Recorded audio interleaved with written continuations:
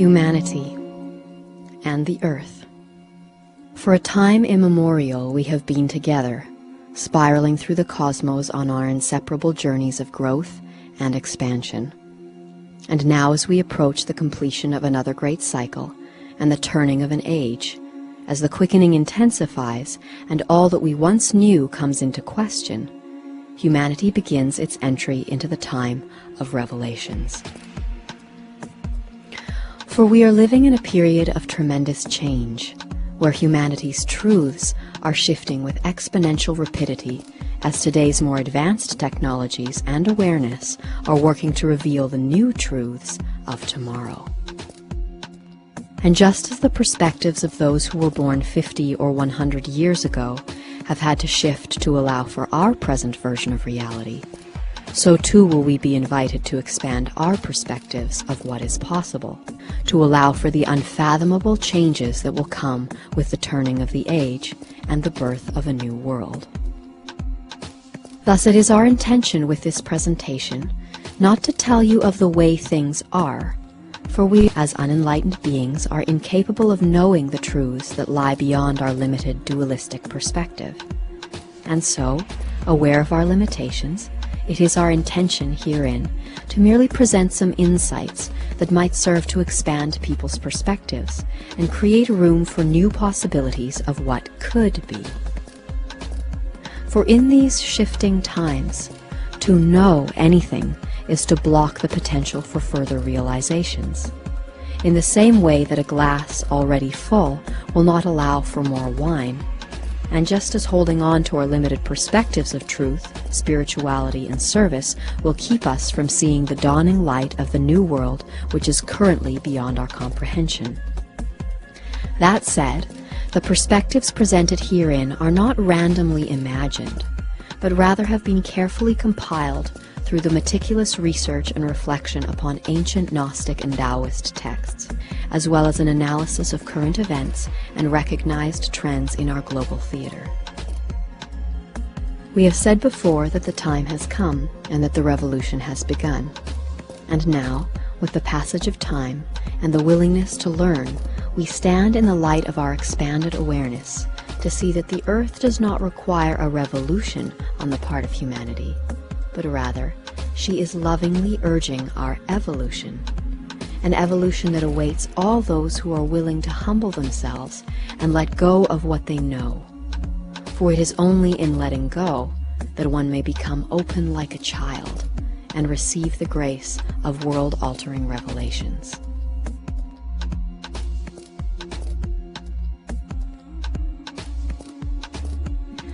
One such revelation may come by considering the subtle dangers of duality that are prevalent within the world's increasingly popular movement towards spirituality, as well as its traditional religious institutions. The sole purpose of all human life is to ascend, to achieve liberation from matter, from ignorance, suffering, and from the wheel of birth and death. Yet today, most of humanity is kept from liberation because it is attached to the illusion of separation that has firmly established itself as a paradigm here on earth. In every moment, this illusion is reflected back to us in the form of various pairs of opposites that also appear to be separate from one another, such as good and evil, right and wrong, friend and foe. Yet each moment we invest ourselves in this illusion of duality. By choosing one of these opposites over the other, we serve to fortify and so perpetuate the world of separation into which we have been born. And as long as we continue to feed this dualistic existence, we will never be able to transcend it. For in this world of duality, the truth that energy follows thought ensures that goodness and evil keep one another alive. This occurs because each time we choose sides on an issue, one aspect is strengthened by our attraction to it, while the other is strengthened by our aversion. Therefore, by choosing sides, which to an unenlightened perception may seem to only empower one aspect of an issue, in fact serves to strengthen both. And thus we may see the very real danger prevalent in today's rising spiritual movement and traditional religions. where many well-intentioned people are focusing on doing good in the world and offering service to others. However, in doing so, many are invoking the ego's sense of doing good, while simultaneously perceiving others to be doing bad, which then fuels the dualistic illusion and indirectly arouses evil. This is why the Buddha taught his disciples to walk the middle path between all pairs of opposites, and why the initiate Paul in the New Testament wrote, "Each time I try to do good, I end up doing evil." Service to others can be a dualistic trap for the limited human mind. It is one of the most difficult snares to recognize because it seems so reasonably loving and selfless. However, divinity does not serve others in the very personal way that humanity thinks. Divinity, once contacted, radiates out in all directions, blessing all alike, for all are one. And here one may understand that true, effective spiritual service is the natural outpouring of love and wisdom from the divinely aligned heart and mind. It is not something that can be planned or achieved by personal will, but rather it is a state of grace where all is seen to have a purpose and a place for which to be thankful and loving. Thus it is through this realization that all of the world's perceived good and evil are serving the divine by providing the opportunity to seek and find truth, that we may realize that we are all truly one. And it is this unified vision of existence that the Bodhisattva Isa was urging his disciples to seek when he said, "When thine eye be single, thy whole body is filled with light."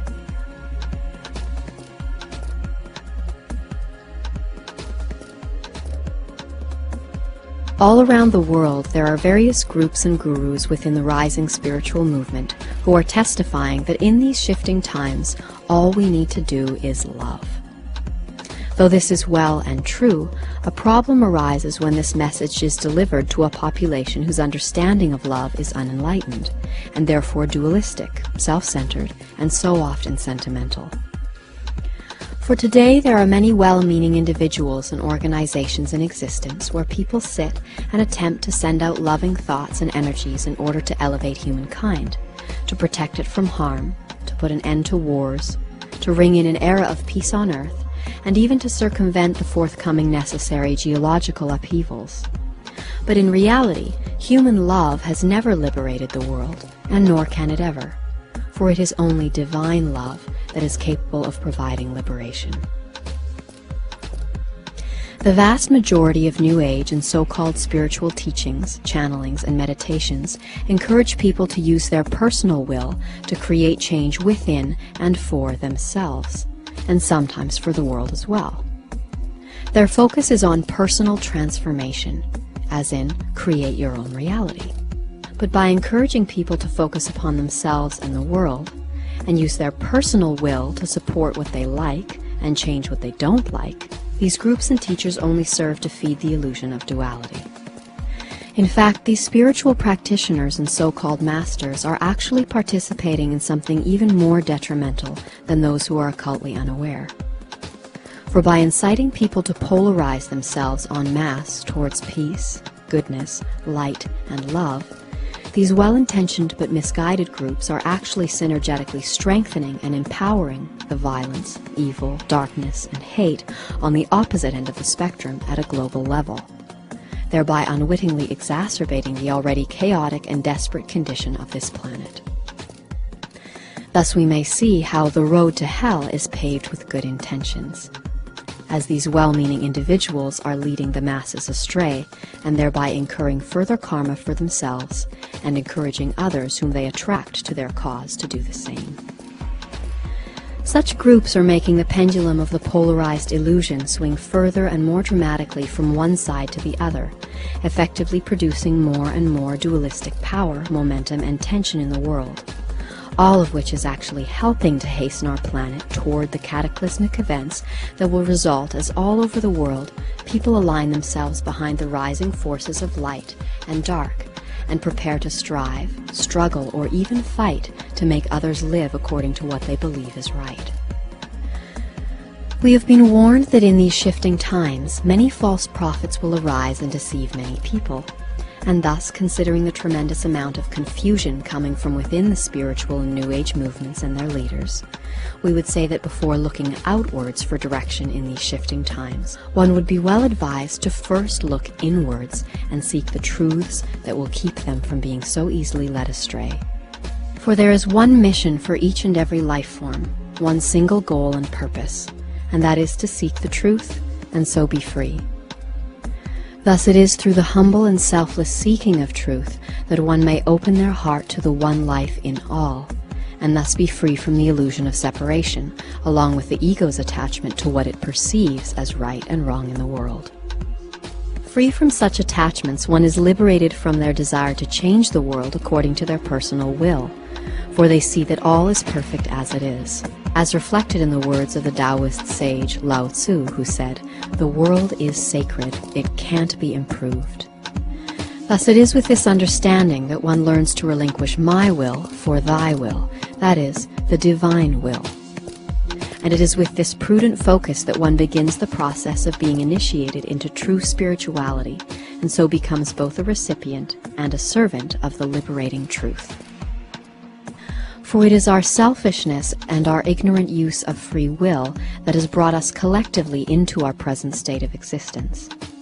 Therefore, perhaps it is only by a 180-degree reversal, through selflessness, through the complete and utter surrender of ourselves and our personal will to the divine will of the Tao, that we may allow the forces of true change and redemption to work through us and liberate us completely from the unholy illusion of this world. And here it is essential to consider that one of the greatest obstacles, if not the greatest obstacle, that stands in the way of real spiritual unfoldment and realization is an absence of humility, and the honest admission as to how little the separate self really and truly knows of the higher life, its purpose, goal, and the inevitable result for the end of this major world cycle. Also consider that any thoughts of "I am a teacher," or "I can heal others," or "I know the way home and can therefore lead others," actually prevents the Divine Spirit from working through us. Because I is not the Divine Spirit. It is at best a temporal vehicle and agent of the one life, as are all separative entities. We then, at best, can only offer others a very distorted version of the truth. And this is why it has been said that all who wish to return to truth and so partake again of the original freedom must first become like a babe, both humble and empty of self, for it is only in the state of childlike openness that we may be filled with the living light of truth. And because an empty cup does not contain anything, it does not therefore proclaim to know anything, for all true knowing comes from the divine. Thus, allowing the light of truth to enter one's emptied cup is to become aware of the divine will. And it is thus that the calling to assist in the manifestation of the divine plan for these important times on earth is registered by the seeker, and consecrated service to that plan then becomes natural and spontaneous. This is the beginning of freedom, and the seeker of truth is then initiated into life's mysteries and is given progressively greater spiritual responsibility. And it is in receiving and then offering what is received that one becomes the humble servant of all, proceeding forth not by efforts of self-will, but by the providence of divine grace.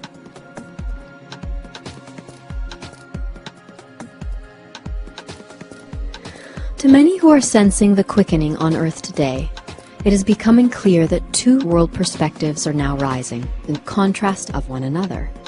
And this inevitable division, which has and will always occur in the cycle of humanity's evolution, has been called by the prophets the time of the Great Separation, or the sifting time. This sifting time not only includes the division of souls, but of all life and all energy on earth into two vibrational fields. And for all those who are awakening to this reality, it is now becoming quite obvious that humanity shall, very soon, be required to make a distinct choice of which perspective we choose to embrace.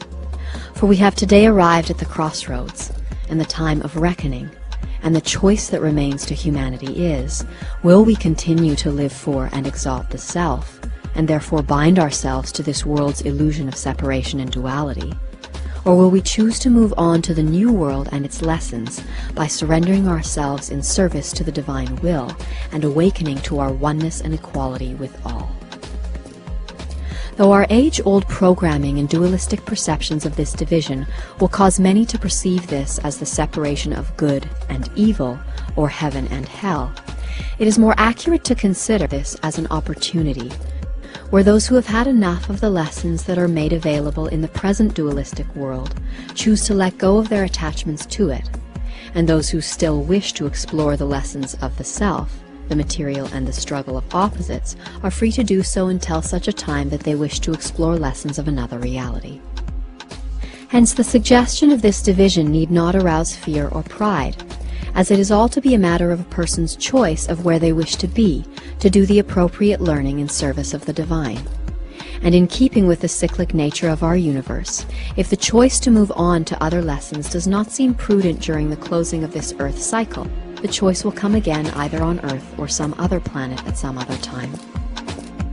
That said, the great separation is indeed intensifying in the world today, as approaching high vibrational cosmic rays are pushing all unresolved karma and darkness to the surface from within each one of us, thereby giving us the opportunity to heal our dualistic perspectives of light and dark in relation to ourselves and the world. And like a cancer in the body, the disease of the world will continue to rise and become increasingly intense until we stop running from the darkness, face it, and learn what lessons it has to reveal. For it is a dangerous and most erroneous belief amongst many in today's spiritual and New Age movements that all we need to do is focus on the positives, such as, if we concentrate on the light, we will see the light, and if we focus on the dark, we will see the dark. But what so few people understand today is that it is not what we focus upon or not that matters, so much as the why. And if we honestly examine why we avoid looking at the shadow side of life, then most will find that it is because we are in denial and therefore fearful of it. And it is in fact the energetic charge of our fear that is partially responsible for keeping the darkness so very alive in our world today. Thus, supporting the phrase that it is always darkest before the dawn, we shall find that life on Earth is and will continue to become more challenging in the months and years approaching the shift, as the darkness which has been ignored or denied for so long surfaces with a strength that demands our recognition and reconciliation. One of the most common misconceptions that has been woven into the very fabric of our reality through the world's religions, governments, and global media is the belief in an epic final battle between the forces of good and evil known to many as Armageddon. All across the planet, a total of nearly 3 billion Christians, Muslims, and Jews await the prophesied return of the Messiah, or Mahdi, who it is believed will lead the righteous in a battle against the opposing forces of evil, which it is believed will be led by the Antichrist.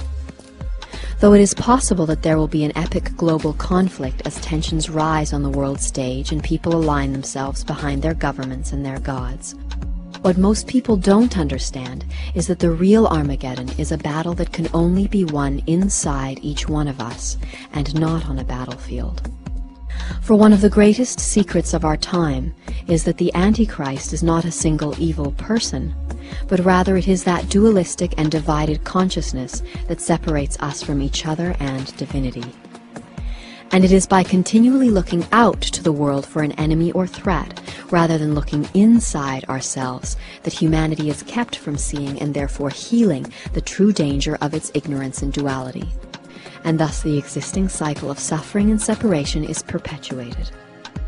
This inner victory will be won by those who, through a selfless attitude and a humble yearning for the truth in which there is no separation, open their hearts to the one life in all, and so relinquish their personal will and desire to change the world so that they may surrender themselves to the humble service of the divine will.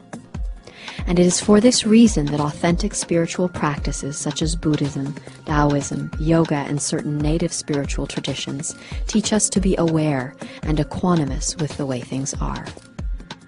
And thus, as the dramatic yet divinely orchestrated world events peak, the prophesied event of the return will cause the realities of the two contrasting world perspectives to separate, thus sounding that the time has come for humanity to make its choice. I am ready for the next step in humanity's evolution. And now we must seek to unite with others. The time has come to live for each other.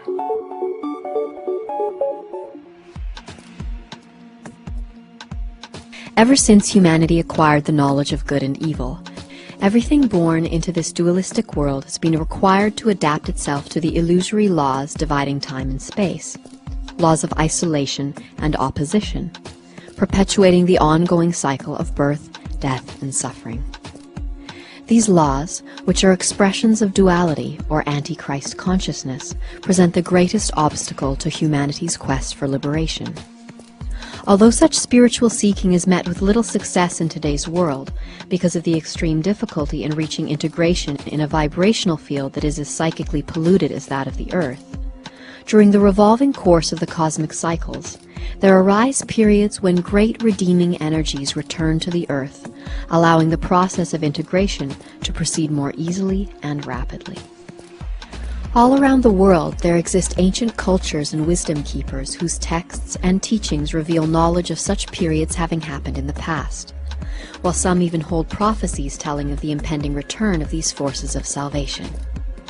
However, here again it is essential to understand that this returning Redeemer is not a physical personality of majestic stature residing somewhere outside the dense material world, but is essentially an impersonal divine unifying consciousness, manifesting itself as light, love, and wisdom in a field of cosmic rays emanating from the center of our galaxy. Thus the return actually refers to the Earth's cyclic re-entry into this higher vibrational field, at which point we are anointed by its divine light and influence. And it is because of this divine anointing that the return is widely referred to as the return of Christ, which, stemming from the Greek word Christos, means the anointed one. Thus we may see that Christ consciousness is not exclusively available to Jesus, but is available to every human being who experiences the infinite, changeless reality that lies at the core of each one of us. That said, those who out of fear cling to the idea of Jesus the man as a means for personal salvation will thereby bind themselves to the old dualistic world by the quality of their own thought and desire, while those who look within to the unifying perspective of Christ consciousness find the path that leads to deliverance. Of the many ancient cultures and wisdom keepers that speak of the returning light of transformation, one that is becoming increasingly vocal and present in the world today is that of the Mayans. For years, popular media has wrongfully insinuated that the Mayan December 21, 2012 date predicts the end of the world.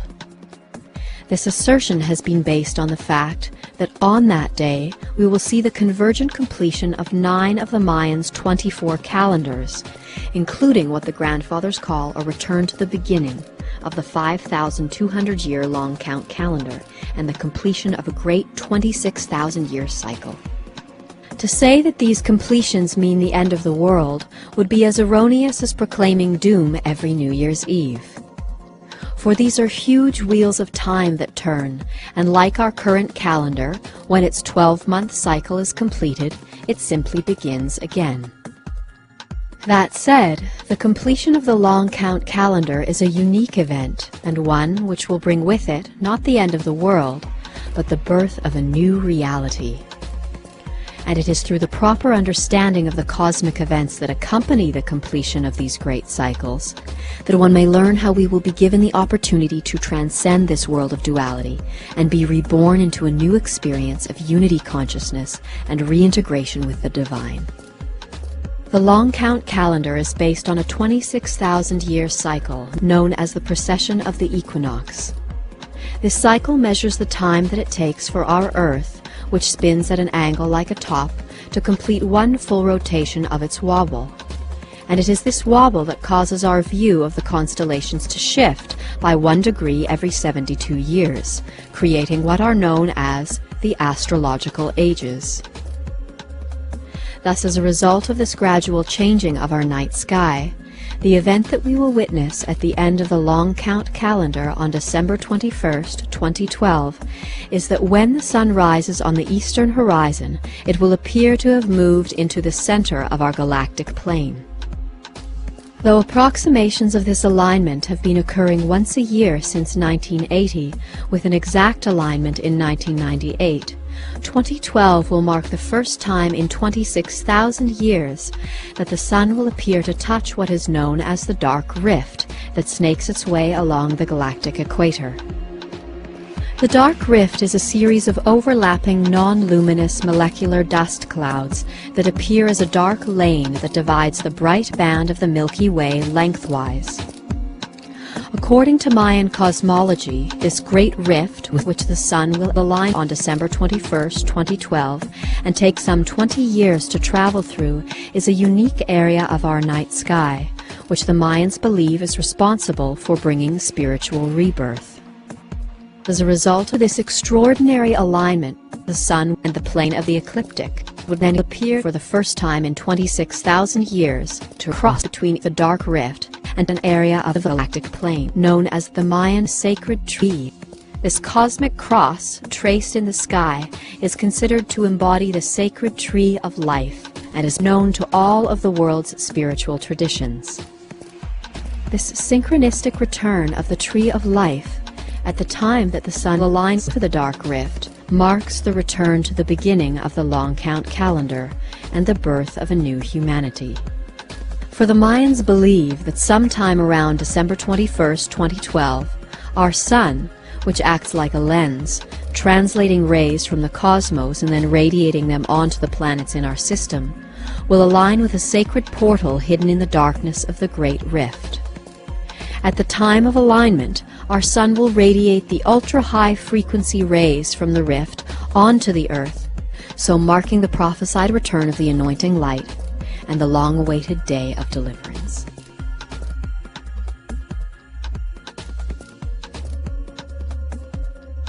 As the quickening intensifies during the approach of the imminent day of return, the global situation will become increasingly intense as the forces of darkness lash out in their final attempt to preserve the world of duality. This is a typical occurrence at the close of each world cycle, and one that necessarily precedes the return of the anointing light to the earth. The purpose of such timely intensity is to provide humanity the necessary challenges and trials that will allow us to purify ourselves by reflecting on the choices that we've made throughout our lives and during these times of great change. For in this period of purification, the mirror of truth will be held up for all to see at last, what we have become and which master we have truly served. And when humanity is left with no other choice but to face the truth and ourselves in utter honesty, to look, to see, and to weep in genuine repentance, then can love open our hearts and reveal to us the way of true devotion and holiness. It is thus through humble surrender that each person is given the opportunity to hasten their own spiritual growth and simultaneously transition into a bright new era. During the time of increasing intensity before the return, people will seek deliverance from the troubles of the world and will hear two voices calling them to salvation.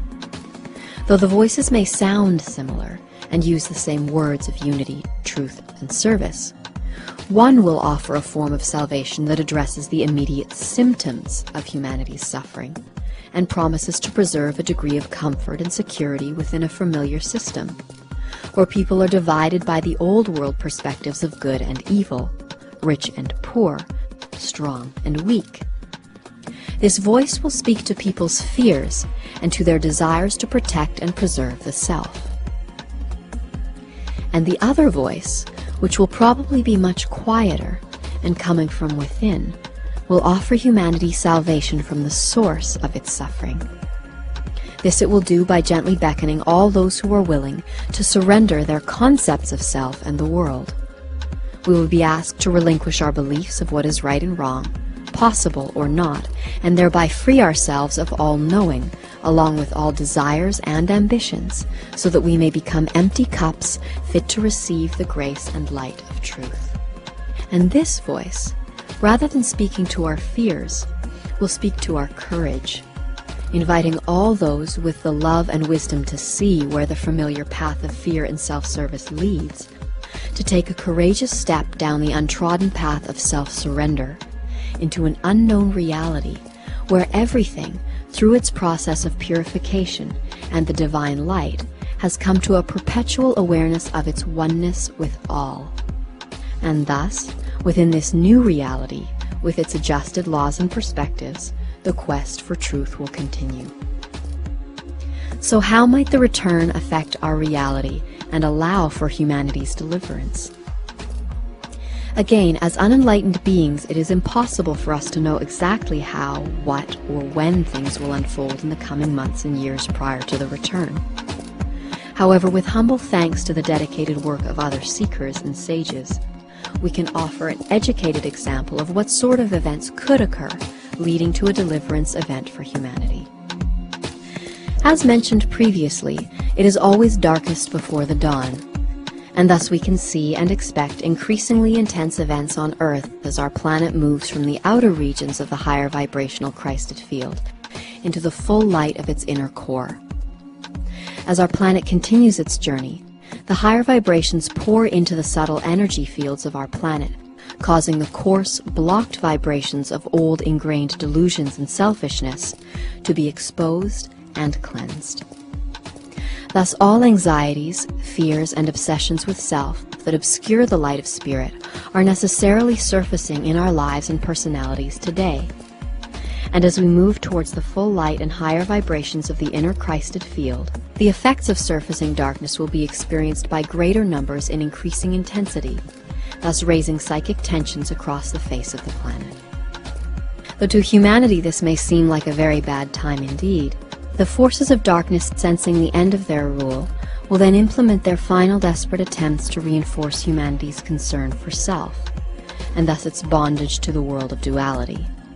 And these will be very trying times, during which much intelligent research, which we will post on our webpage, shows the possibility of global financial collapse, a false viral pandemic, and the declaration of martial law.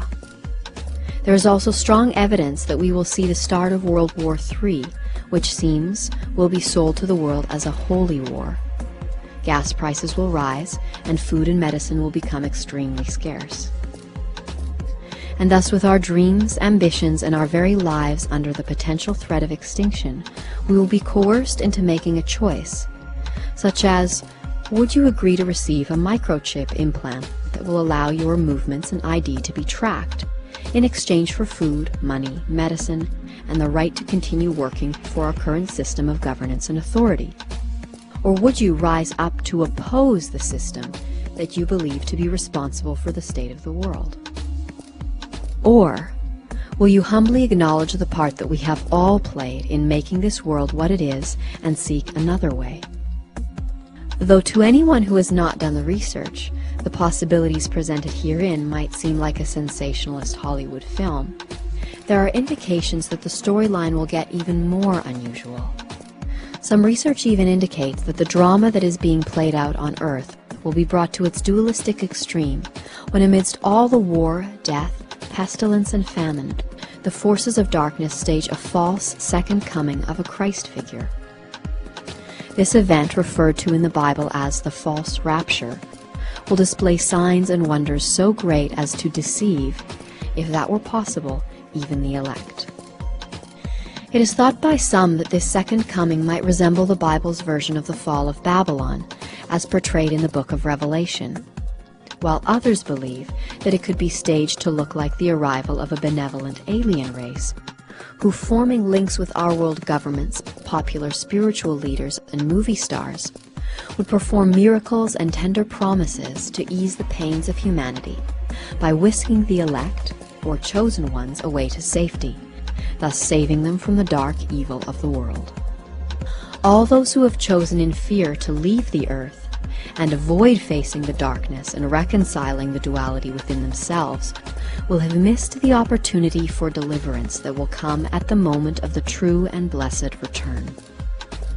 Again, it is impossible for us to know what the moment of return will look like.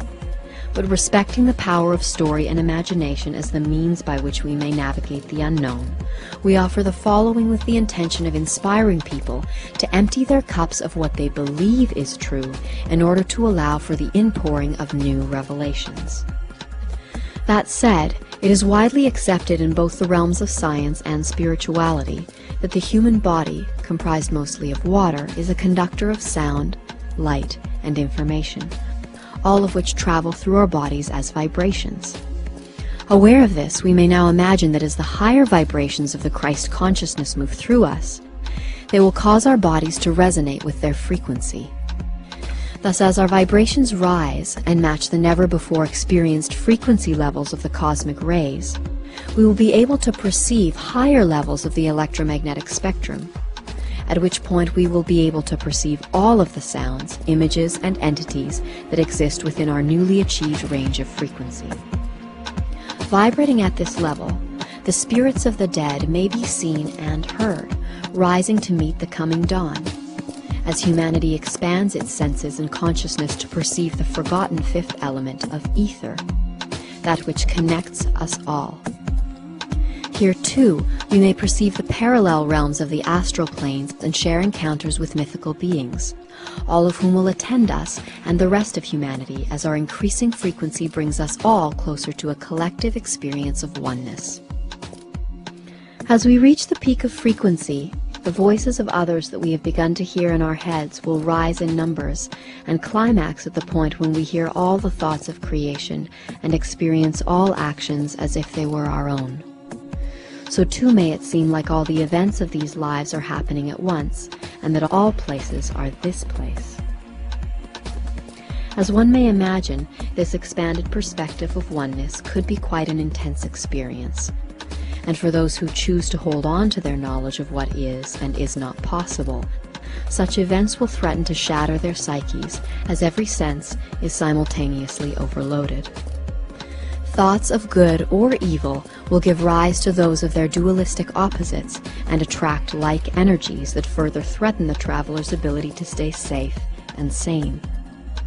And here we will have a choice, to either clutch to the banks of that raging river and be dashed against the rocks, or to simply let go and surrender to the roar and the flow. Some will try to hide from this experience. Some will try to escape it. Some will welcome it. Some will recognize it. And some will have known all their lives that the end would be like this, exactly like this.